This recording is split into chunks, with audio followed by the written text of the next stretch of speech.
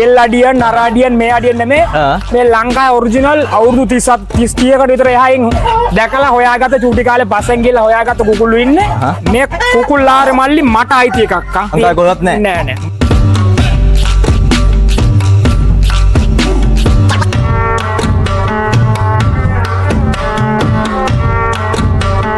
දැන් මේ මිනිස්සු කියවනේ පොර කුකුල්ලුන්ට ඇට කෑම දෙන්න ඕනේ අනම්මනම් ගේ විස්තර.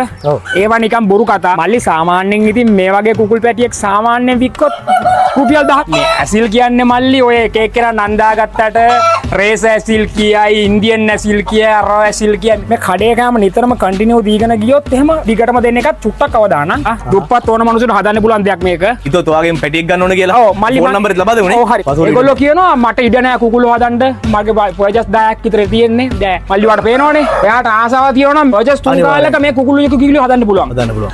කොලේකින් ස්වාභාවිකව තමයි මම හැමදේම දෙන්නේ. ලංකාවේ මල්ලි පොර කුකුලෝ කියන එක ලංකාවේ ලොකුවටම ජනප්‍රියම කරපු මිනිස්සු